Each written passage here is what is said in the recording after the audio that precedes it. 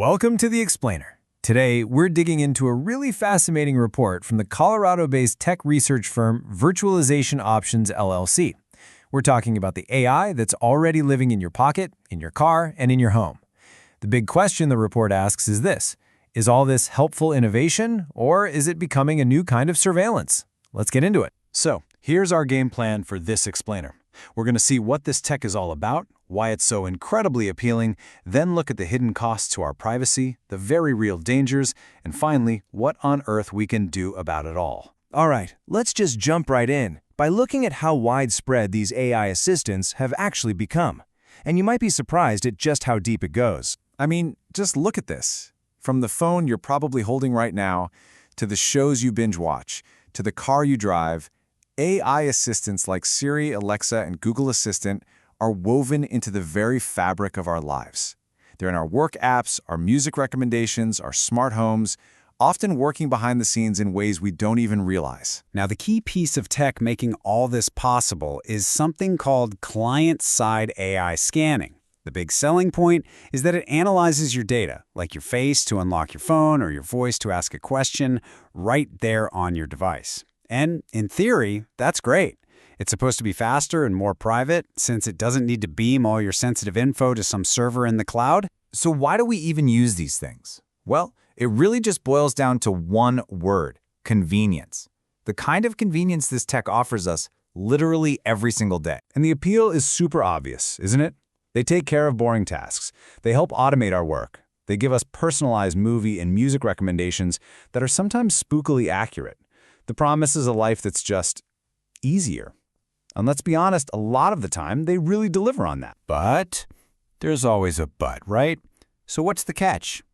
This gets us to a core idea in the Virtualization Options report that they call the personalization paradox. It's this constant tug of war between getting a super convenient, tailored experience and, well, what we have to give up to get it. This right here gets to the absolute heart of the trade-off we make every single day. On the one side, yes, we get this seamless, personalized world. But on the other, that whole experience is powered by huge amounts of our personal data, and how it's collected and used is often a mystery, which opens the door to potential surveillance. And this chart, it tells a really interesting story about our priorities. The report's data suggests that we value convenience way up here. Security is pretty important too. But then look at privacy, way down at the bottom. And that imbalance, that's the whole challenge right there. Okay, so this is where things start to get a little more serious. Let's look at the very real risks that pop up when that balance is out of whack.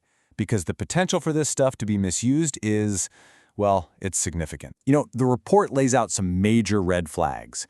These systems can be a huge invasion of privacy, collecting way more data than they actually need.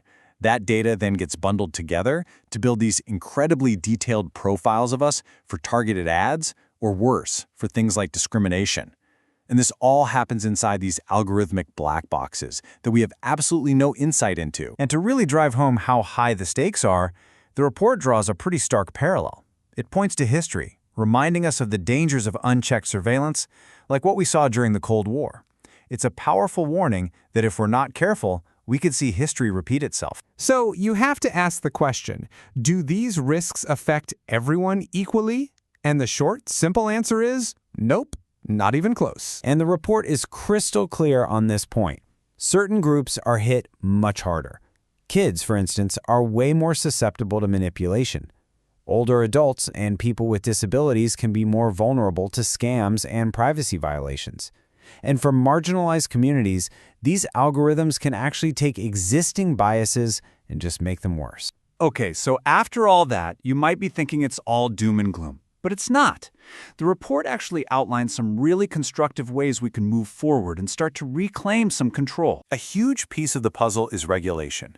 The report gives some clear, actionable steps for policymakers, like forcing companies to actually tell us what they're doing, beefing up our privacy laws, and creating real guidelines for ethical AI that puts people, not profit, first. And what's really cool is that technology itself might hold the solution.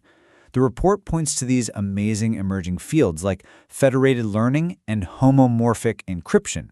I know they sound complicated, But the basic idea is to get all the benefits of AI without handing over our raw personal data.